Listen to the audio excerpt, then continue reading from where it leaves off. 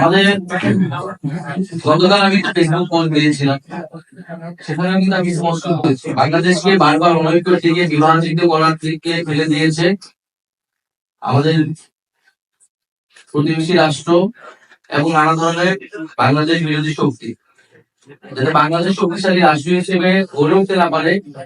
এ কারণে বাংলাদেশকে কখনোই ঐক্যবদ্ধ হতে দেওয়া হয়নি এবং 5ই আগস্টের পরেও সেই চেষ্টা অব্যাহত রয়েছে। আমরা দেখছি যে ভারতীয় মিডিয়ায় নানা ধরনের প্রচারণা চলছে, বাংলাদেশকে নিয়ে নানা ধরনের সেখানে অপপ্রচার চলছে। আওয়ামী লীগ নানা ধরনের অপপ্রচার করছে, ফলে বাংলাদেশের অনৈক্যের পিছে আমি মনে করি যে মূলত রয়েছে আওয়ামী লীগ। কারণ আওয়ামী লীগ চায় না যে এই ঐক্য থাকুক। ফলে বাংলাদেশকে ফ্যাসিবাদ মুক্ত রাখতে হলে আমাদের সেই ঐক্যের জায়গাটা সবসময় ধরে রাখতে হবে। জাতীয় নাগরিক পার্টি তার জায়গা থেকে সবসময় দায়িত্বশীল ভূমিকা পালন করেছে, আন্দোলন করেছে, ভবিষ্যতেও করবে। এটা এককভাবে জাতীয় নাগরিক পার্টির উপরে দায় চাপালে হবে না। জাতীয় নাগরিক পার্টি তার যেটা প্রত্যাশা, জনগণের যেটা আকাঙ্ক্ষা বলে সে মনে করে, সে কথা বারবার ব্যক্ত করে গিয়েছে যে আমরা সংবিধান চাই, সেটার জন্য গণপরিষদ নির্বাচন চাই, আমরা মৌলিক সংস্কারের জন্য জুলাই সনদ চাই, আমরা বিচার চাই। কিন্তু বিএনপি সবসময় নির্বাচনের কথা বলে গিয়েছে, জাতীয় নির্বাচনী, কিন্তু শুধু একটা জাতীয় নির্বাচনী এই গণঅভ্যুত্থানের পরে আমাদের একমাত্র আকাঙ্ক্ষা না। এটা আমাদের অন্যতম আকাঙ্ক্ষা, ওটা সরকারের প্রতিষ্ঠান, কিন্তু একমাত্র আকাঙ্ক্ষা না। তো রাজনৈতিক মতামত, ভিন্ন মত, আদর্শ কিন্তু আমাদের থাকতেই পারে, কিন্তু দেশের স্বার্থে, আমাদের জনগণের স্বার্থে আমাদের সব জায়গায় ঐক্যের জায়গায় যেতে হবে। আমরা এটা বিশ্বাস করি এবং আমরা সেই জন্য যে কোনো সময়ের জন্য আলোচনার জন্য আমরা প্রস্তুত আছি। সেটা যেটা পত্রিকায় বলেছি সেটাই আসলে বক্তব্য। দেশে যে ধরনের পরিস্থিতি তৈরি করা হয়েছিল, আমরা আদালতে দেখতেছি, আমরা এনজিওতে দেখতেছি, আমরা যমুনার সামনে দেখতেছি। তো ডক্টর মোহাম্মদ ইউনূস সে প্রেক্ষিতে মনে করছেন যে যদি ওনাকে জিম্মি করা হয়, ওনাকে চাপ প্রয়োগ করে কোন দাবি আদায় করা হয়, তাহলে সেটি আসলে সম্ভব নয়, উনি এটি সম্মত নয়।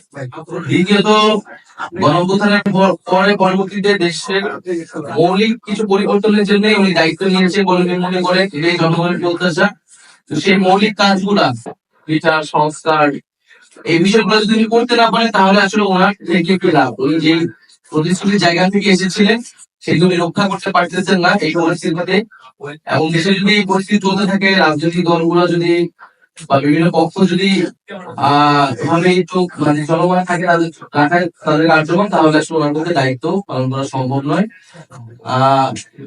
এবং যদি নির্বাচনের জন্য এরকম ভাবে চাপ প্রয়োগ করা হয়, তাহলে একটা নিয়ন্ত্রিত নির্বাচন হতে যাচ্ছে, এটাও তিনি সন্দেহ পোষণ করেছেন। ফলে এটার দায়ভার উনি নিতে চান। আমাদের জায়গা থেকে আমি বলেছি যে ওনাকে দায়িত্বে থাকতে হবে, কারণ প্রতিশ্রুতির জায়গা জনগণ কাছে ওনার রয়েছে।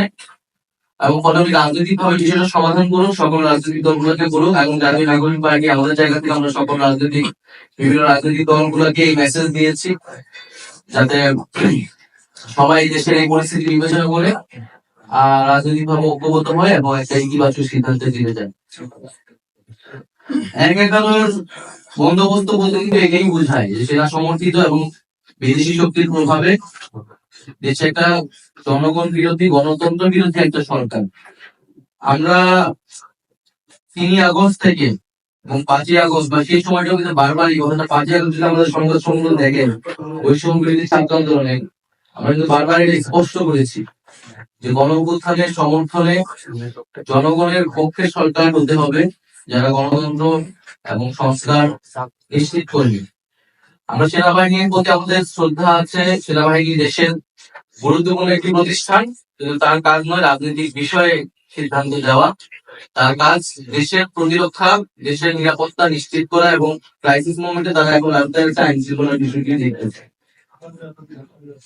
দ্বিতীয়ত, আমরা গণপরিষদ এবং আইনসভা নির্বাচনটি চাই, যেটা আমাদের নতুন সংবিধান এবং আমাদের যে ট্রানজিশন সেটা নিশ্চিত করবে। স্থানীয় সরকার নির্বাচন যেহেতু এখন এই যে মেয়র বিষয় নিয়ে আদালতে বিভিন্ন ধরনের রায় আসতেছে এবং সেটা নিয়ে আন্দোলন এবং ধরনের বিশৃঙ্খলা তৈরি হচ্ছে, ফলে আমরা মনে করি যে অতি দ্রুত স্থানীয় সরকার নির্বাচনের আয়োজন করা সম্ভব এবং সেটার জন্য নির্বাচন কমিশন পুনর্গঠন করে স্থানীয় সরকার নির্বাচনের দিকে যাওয়া উচিত।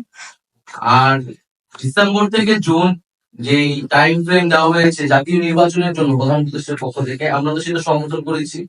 আমরা বলছি যে তার আগে যে জুলাই ঘোষণাপত্র, বিচার সংস্কার এগুলা নিশ্চিত করে আমরা জাতীয় নির্বাচনের দিকে যেতে পারি।